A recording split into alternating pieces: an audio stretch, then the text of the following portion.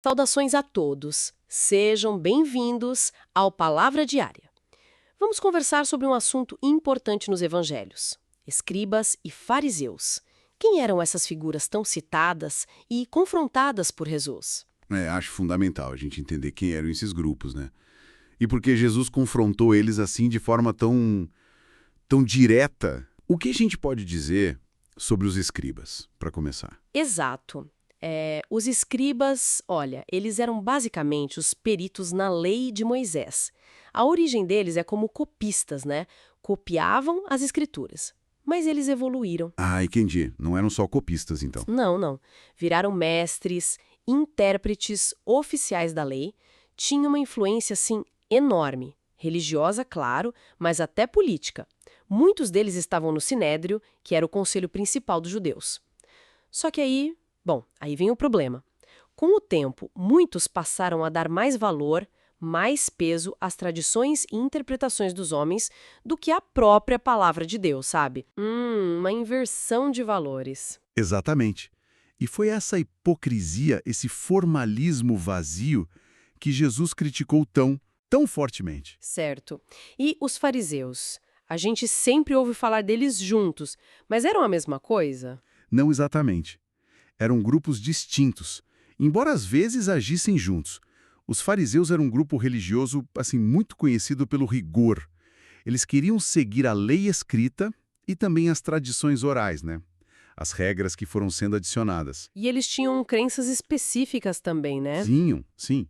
Ao contrário de outros, como os saduceus, eles acreditavam na ressurreição, acreditavam em anjos, em espíritos, mas, assim como os escribas, também caíram no legalismo, na hipocrisia. O ponto central do confronto de Jesus com eles era justamente isso, a distância, sabe, entre a aparência de santidade e o que realmente estava no coração. Exigiam muito dos outros, um monte de regras. Exatamente. Não viviam aquilo de coração.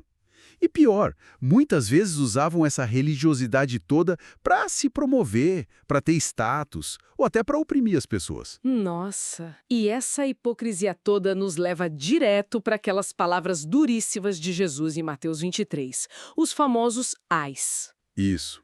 Os ais. São como que lamentos, sabe? Mas são também palavras de juízo divino contra essa falsidade espiritual. E o que ele diz ali? Quais são as acusações? Olha, são várias. Ele acusa eles de fechar o reino dos céus. Tipo, nem eles entravam com fé de verdade, nem deixavam os outros se aproximarem de Deus. Denuncia também que exploravam os mais vulneráveis, tipo as viúvas, sabe?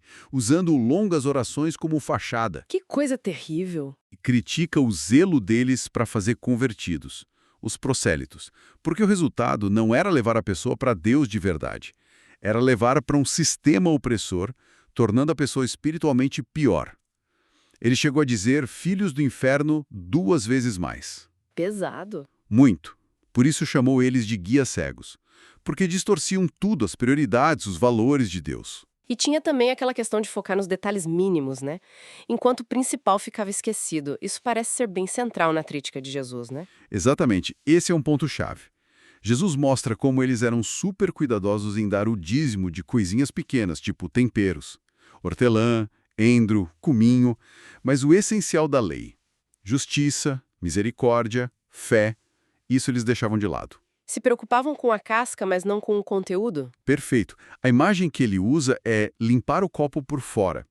A aparência estava ok, mas por dentro, cheio de ganância, de maldade, de egoísmo. Falando em imagem forte, a dos sepulcros caiados é impressionante também.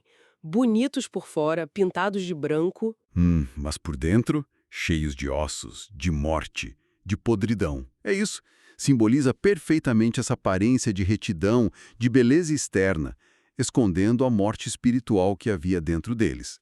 Fingiam até honrar os profetas antigos, construindo túmulos para eles, mas, na prática, rejeitavam os mensageiros que Deus enviava no tempo deles.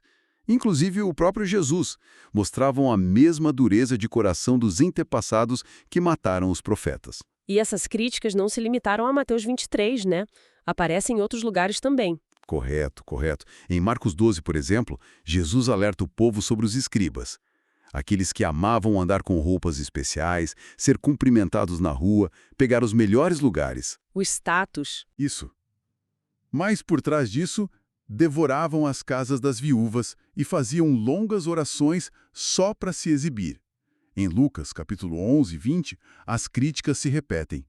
A hipocrisia, o orgulho, os fardos religiosos pesados que eles colocavam nas pessoas sem ajudar a carregar. E a negligência da justiça e do amor a Deus. De novo. Exatamente.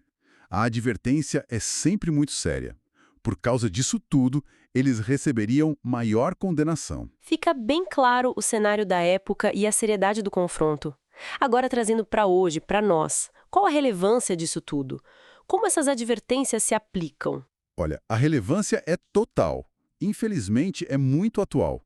As mesmas características que a gente vê nos escribas e fariseus, a gente vê se repetindo hoje em dia em muitos líderes, em muitos movimentos religiosos. Como assim? De que forma? Vemos, por exemplo, a troca da autoridade clara da Bíblia por tradições humanas, ou por opiniões pessoais, ou por um foco exagerado em emoção, em experiência, sem base bíblica sólida, sabe? Entendi.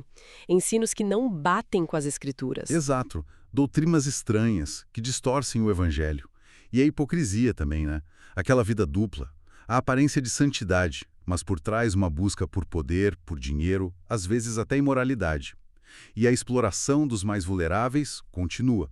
Falsas promessas de prosperidade, de bênçãos, geralmente ligadas a dinheiro, a uma submissão cega ao líder. Promovem um evangelho que não é centrado em Deus, na sua glória, na transformação pelo Espírito. É centrado no homem, nos desejos humanos. Então, aquela advertência de Jesus sobre um juízo mais severo para quem ensina o erro e vive na hipocrisia, ela continua valendo hoje. Sem a menor dúvida. Líderes que conscientemente distorcem a verdade de Deus e levam outros para o caminho errado, eles vão enfrentar um juízo divino muito rigoroso. Por isso que o conselho da própria Bíblia é tão importante para cada um de nós. Examinai tudo, retei o bem. Ou seja, a responsabilidade é de cada um, né? Exatamente. Cada pessoa tem a responsabilidade, diante de Deus, de conferir tudo o que ouve, tudo o que ensinam com a palavra de Deus.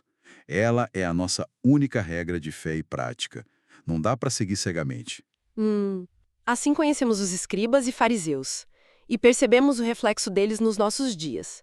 Convidamos, se inscreva no canal, compartilhe essa mensagem e juntos vamos firmes na leitura da Bíblia Sagrada. Deus abençoe grandemente a todos.